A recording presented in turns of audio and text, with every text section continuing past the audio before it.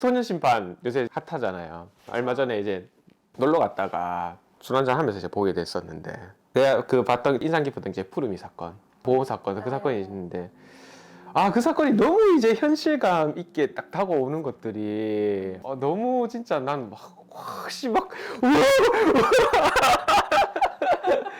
그래가지고 술 마시다가 내 아는 변호사님들한테 통 남길 뻔. 와, 이거 꼭 봐야 된다고. 보셨냐? 꼭 봐야 된다. 너무 현실감 있어서. 내가 현실감 있게 느꼈던 그 이유 중 하나가 선입견에 관한 이야기였는데, 푸름, 이 박문 부장판사님이 아이들 무조건 푸름이로 보내잖아요. 그렇죠. 예, 왜 부장님 항상 뭐 푸름이로 보내냐, 뭐 몇 년 동안 계속 푸름이로 보내느냐. 거리가 서울에서 외곽지였는데, 가기 전에 이제 전화 한 통 받잖아. 전화 그 누구지? 그 직원한테 전화 와가지고 직원이 그 김 누구죠? 그 판사님, 차 판사님? 네네네. 김무열 김무열 님이 씨, 했던 네, 전화해가지고 정말 이 푸름에 관해서 신고할 게 있다면서 막 얘기를 하잖아요. 그걸 전에 듣고 조사를 착수를 하게 되잖아요. 이제 부장님 먼저 사진 찍고 올라가시고 맞아요. 둘이서 남아서 이제 조사를 착수를 하잖아요. 두 분이 네. 남아서.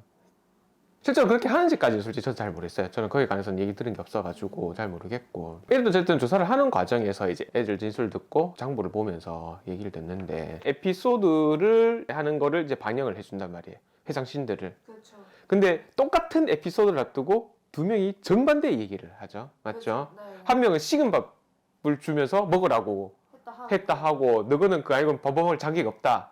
먹지 마! 밖으로 깨버리고, 맞죠? 그게 이제 애들의 이야기였고, 반대로 센터 원장은 반대의 얘기를 하죠.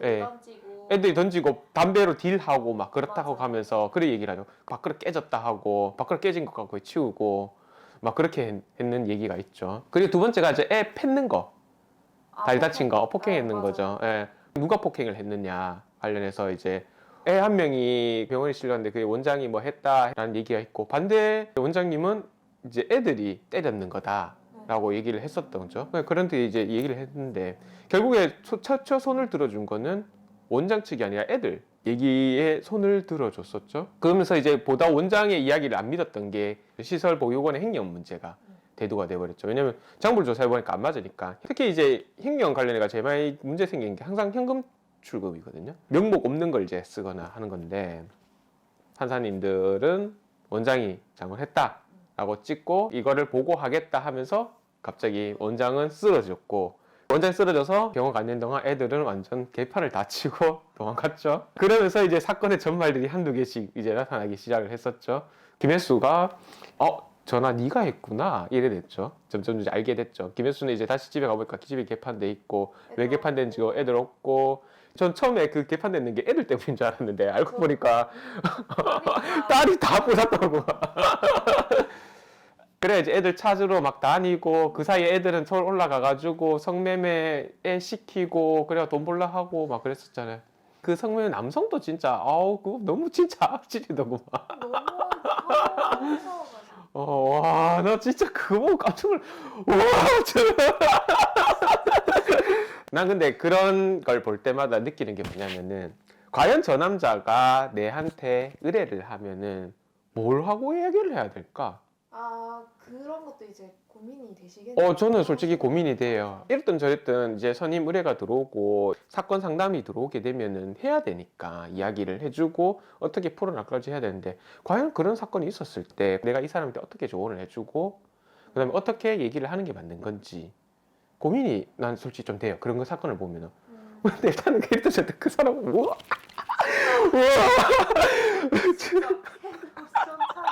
아니 애인 것 뻔히 알면서 일단 성매매 했다는 것 자체가 웃기고, 애인 줄 알면서 성매매를 한 거야. 그렇죠. 그리고 심지어는 몇 번을 했어. 한두 번이 아니었어. 왜냐면 자기 뭐 얘기했잖아. 당했다고. 씻고 오니까 다치게 갔다면서. 그러니까 오자마자 자물쇠를 묶어. 일단 감금되거든, 그래 되면요. 감금에 중감금까지 업어가니까. 제가 추가되는군요. 맞죠, 감금이죠. 예, 잠가버렸으니까. 그 다음에 아동이니까 아동 성범죄로 또 넘어가겠죠. 거기다가 지금 사실상 강간으로 몰려지겠어. 그거는 아동 성매매도 들어가고 강간도 또 들어가. 왜냐면 아동이 이제 거부를 했었으니까 그럼 아동에 관해서는 강간 미수가 나올 거고. 강간 그리고 의제 강간으로 갈 가능성이 크단 말이에요. 아동에 관해서는. 네, 그리고 그 다음에 무엇보다 그 포인트가 살인을 하려고 했었어요. 애 그때 거기 보면은 애 숨을 목을 졸라 목을 졸라가지고 애가 숨을 못 쉬게 만들었단 말이에요. 그럼 그건 살인 미수로 간단 말이에요. 처벌 수위가 굉장히 높아져. 그 사람은 그거 한 번으로 인해 가지고 내가 봤을 때 와, 이 사람 최소 20년이다 이러면 인생 그냥 좀이다. 20년 그냥 나오겠는데 이 생각 딱 드는 거야. 아무리 계산을 하면 물론 이제 또 좀 더 찾아봐야겠지만 뭐 그런 것만 따져봐도 거의 한 20년 가까이는 나오지 않을까. 그런 생각이 죄가 여러 개면 또 이게 가중되지 않나요? 네, 그렇죠. 네, 경합이 되는 거죠. 네, 경합해가지고 제일 센 죄 뭐 2분의 1 가중 뭐 이렇게 되는데 살인죄는 기본적으로 5년 이상의 무기 사형이거든요. 미수는 2분의 1 강경이에요. 그 6기에 2분의 1 강경하더라도 형이 굉장히 올라가게 되겠죠. 일단은 왜냐면 무기가 살아있으니까. 사실상 내가 봤을 때는 그거는 20년 나와야 되는데 이 생각 딱 드는 거야. 구형은 20년 할 것 같고 실제 형은 한 10년 정도 합의하면은 한 7, 8년에서 5년 합의하더라도 시형 나올 것 같은 딱 그런 구조더라고요. 하여튼 뭐 그렇긴 그런데 제가 했던 화내는 포인트는 그 사람도 그 사람이었는데 판사죠. 거기서는 일단 네. 소년법 판사들이 너무 선입견을 갖고 예단을 했는 거기서 이제 문제들이 다 발생했었는데 물론 그렇게 안 하시는 판사님들이 더 많으세요. 실제적으로는 보다 사건에 관해서 보다 면밀하게 검토하시고 제가 보지 못했던 관점과 시각까지 짚어주시는 분도 있어요. 한 번씩 놀라죠. 그래가 나도 몰랐는데 몰랐는데 그런 경우 있단 말이에요. 그런 판사님들이 많으세요. 더 많으세요. 월등히 많으신데 간혹가다 한 번씩 이제 변호사님들 사이에서 유명한 판사님들이 계세요. 예, 심리 과정이 못마땅해가지고 변호사님들 사이에서 소랑소래가 많으신 판사님들이 있으시거든요. 그런 판사님들을 간혹 이제 그런 사단들이 일어나는 거죠. 예단을 벌써 해버리고 사건에 관해서 일방의 말만 듣고 판단해버리는. 이제 푸르미 사건이 대표적으로 그래가지고 사건이 터졌거든. 보다 또 조사를 해보고 해봤으면 알겠지만 어느 누구 말이 맞는지를 솔직히 거기서 피해자인 폭행을 당했던 그 친구 이야기만 더 들어봤어도 그러면은 충분히 이게 누구 말이 맞다 틀리다가 나왔을 것 같거든요. 근데 그 전에 벌써 이미 애들 이야기만 사실상 맞다고 생각하고 들어가 보니까 제보했는 거 똑같네 이래 되푸는 거죠. 오히려 그래서 부장님의 시각이 더 맞았죠. 그랜드 아니었으면 애들이 그렇게 막 당하지 않았을 거 아니야. 그리고 그 성매매 하려고 했던 그 사람도 안 나타났을 거고.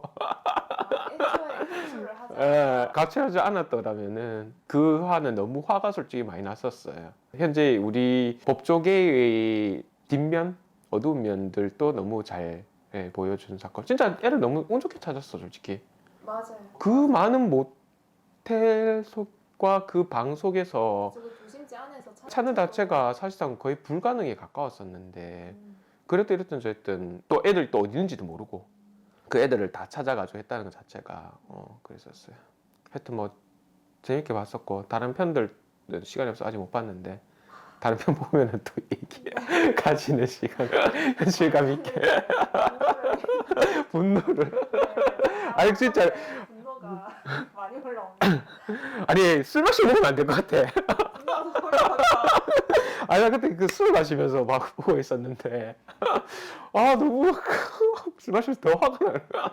더 술 마시면 아무거마다 화가 나는데. 네 그랬었던 것 같아요. 하여튼 뭐 재밌게 봤긴 봤었어. 재밌게 봤고 너무 리얼감이 있었고 현실감이 있었고 다만 이제 애들을 찾는 과정에서 조금은 버라이티한 그 뭐라 그래 버라이티한 조금은 현실감이 좀 그런 데서 조금은 떨어지지 않았었나 라는 생각. 소년 범죄 사건은 참 거기서 얘기하는 짚어주는 게 그게 맞아요. 근데 또 얘기하는 거 보면은 제일 뭐 현실적인 게 아버지가 뭐라 하면 뭐 할 수가 없다 하는 그런 점들. 가정폭력이 일어나면 결국엔 아버지에 관해서 뭔가 어떻게 할 수 있는 방법들이었고 그리고 또 1화가 제일 좀 유명했었죠. 현실 있었던 사건을 가지고 달아서 했던 거 애들이 애를 이제 죽였는 사건이었죠. 가해자 부모님이 와서 아니 뭐 이건 또 다음 주에 또 다시 얘기하겠지만 오늘 너무 길어졌는데 근데 가해자 이제 어머니가 오셔가 막 얘기하잖아요. 김현수 할 때 막 아니 당신이 인정하면은 풀어준다면서 계속 내한테 왜 가냐 막 하잖아요. 맞아요. 얼마나 이기적이에요 진짜. 진짜 본인애만. 예, 너무 이기적이잖아요. 예. 네. 저는 제가 맡았던 사건 중에 가해자의 어머니 중에 그런 분은 없으셨어요. 어떻게 합의하면 되느냐, 혹은 뭐 우리 아이 어떻게 살릴 수 있느냐 이런 어머니들이 더 많았었지 와가지고 그렇게 적반하장으로 그렇게. 그런 경우는 저는 솔직히 없었어요. 너무 이제 드라마나 영화적인 요소를 만들다 보니까 그렇게 나왔는 건지 아닌지는 잘 모르겠는데 실제로 현실에 있었는 건지 잘 모르겠는데 일단 제가 맡았던 사건의 가해자의 어머님들 오히려 우리 애 어떻게 살릴 수 있냐 할 수 있느냐 하는 그런 얘기들이 좀 많았었죠. 지금 또 맡고 있는 소년 사건 중에서 어머님께서 오셔가지고 항상 애 합의 어떻게 하면 되느냐 그런 얘기 진짜 많이 하시거든요. 그래가 저희가 계속 중간에서 합의 추라해 봐드리고 상담 변호사님하고 얘기도 하고 막 그렇거든요. 그런 어머니께서 등장해가 막 그 얘기하는 거 그러면서 오히려 이제 심판사님이 하는 얘기가 진짜 맞거든요. 진짜 네. 바른 말만 어. 하시잖아요. 피해자 애가 가해자 9살 때 어머니 뭐 했느냐 어. 그 피해자가 9살일 때 그 어머니는 애를 잃었다. 와 그거 진짜 정말 그렇죠. 현실감 있게 딱 얘기를 하더라고. 와 그래서 어떻게 보면 진짜 멋있는 대사잖아요. 나도 그런 대사를 듣고 싶다면서 아 그런 대사를 쳐줘야 된다 하면서 근데 실제적으로 근데 하면서 그런 대사를 못 치거든. 현실적으로. 현실적으로는 그렇게 우리가 이제 변호사 입장에서는 이제 변호인 입장에서는 이제 어머니께 이랬던 저랬던 이제 가해자의 어머님한테는 가해자의 적용되는 법리들이 맞냐 틀리냐 혹은 이제 그 범죄 행위가 맞냐 틀리냐 하는 얘기 혹시 부인한다 하면 그렇게 얘기가 되고 인정하게 되면은 당연히 어머니를 이제 어머니 스스로가 먼저 이제 저희들한테 이제 어떻게 합의하면 되느냐 또 피해자가 어떻게 용서를 구하면 되냐 이렇게 이제 얘기를 나오시고 반대 피해자 측에서는 가면 이제 가해자가 어떻게 뭐 합의를 하는 게 맞느냐 안 맞느냐 하는 이런 얘기들로 나가거든요. 그리고 혹시라도 부인하게 되면 이때까지 우리는 뭘 하면 되느냐 한간에서 그래서 얘기를 하게 돼서 피해자가 9살일 때 그 어머니는 아이를 잃었다 이런 얘기를 하시는 예. 이렇게 나오는 어머니도 없을 것 같고 잘. 그렇죠. 예, 그랬었던 것 같아요. 하여튼 소년 심판 보면서 요새 많이 좀 네. 화도 나고 공감도 되고 안타까운 일들도 많고 특히 이런 소년 범죄 관련해 가지고 좀 문제. 그래가 연령 낮춘다는 얘기가 계속 나오더라고요. 아 시청 가능한 연령대를 낮춘다. 아니요. 소년 범죄에 관해서 아. 네 연령을 낮춘다는 얘기가 계속 나오더라고요. 네, 저는 그게 맞는 것 같아요. 그렇게 하는 게 진짜 그렇게 했어야 돼. 연령 낮춘다는 얘기했는데 지금 상황에 봤을 때는 맞는 것 같아요. 더 이전 세대에 비해서 사실상 형법이 나오는 게 1950년대쯤이었는데 그때의 세대에 비해서 지금 10대들의 생각이나 사고는 완전히 다르거든요. 차원이 다르죠. 맞아요. 왜냐하면 정보에 관한 노출도가 완전히 다르기 때문에 그렇거든요. 아, 그렇기 때문에 개인적으로 변경이 좀 필요하지 않나 라는 생각을 좀 해봤습니다. 보면서 답답한 것도 많았고 현실적으로 소년법으로 사실상은 원래 원칙적으로 소년법에 있는 이유가 사실상은 청소년 이제 모든 법 이제 형법은 기본적으로 죄를 주기 위한 게 맞거든요. 그래서 형법인 거고. 근데 소년법은 달라요. 그래서 소년 심판 아직 덜 보셨다 해가지고 아마 다 보시면 또 더 나눌 얘기가 나올 것 같은데. 예, 지금 소년심판 너무 보다가 뭐 화가 났거든요. 일단 보기는 봐야죠. 예. 네. 그런 법리적인 보면은 또 이제 생각하는 것도 많아지고 또 보는 눈도 넓어지고 하니까 그렇죠. 네, 당연히 보고 다른 시즌 나중에 또 보고 또 얘기나 다음에 또 기회 되면은 또 그거 관련해 가지고 또 얘기를 나누고 일단 지금 그까지 딱 봤어요. 푸른 보험. 푸른 보호 사건까지 딱 봤고 그 이전에 있었던 에피소드들 1번하고는 다음에 또 시간 나면은 예, 얘기할 수 있는 네, 기회를 가지면 좋고 그 1편하고 1편 그게 뭐지? 1에서 2부까지인가? 3부까지인가? 해서 그 사건이 이제 소년 둘이서 이제 네네. 애들이 이제 그 9살 죽였는 예, 그 네. 사건이고 살인의 사건이고 그 다음이 여자 청소년 왜 가정폭력 사건이죠. 그 아빠 그거잖아요. DP의 소장가가 아니에요? DP의 아버지가 맞네요. 맞죠? 네. 888 몇년생이더라. 그 이제 DP의 그 주인공보다 나이가 더 어린 소장 가봤죠. 맞죠 가게. 아, 나 깜짝 놀랐어 보고. 네, 근데 그거예요. 보고 깜짝 놀랐어. 예. 할매는 너무 안타깝더라. 아, 다 내 잘못이라 하면서.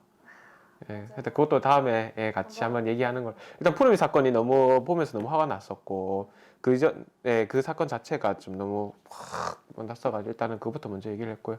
다음에 기회가 되면은 다른 편들에 관해서도 조금 실제 있는 일들이 뭔지 오늘처럼 이렇게 허심탄회하게 네. 얘기할 수 있는 기회를 한번 가지도록 하겠습니다. 이상 조상희 변호사였고요.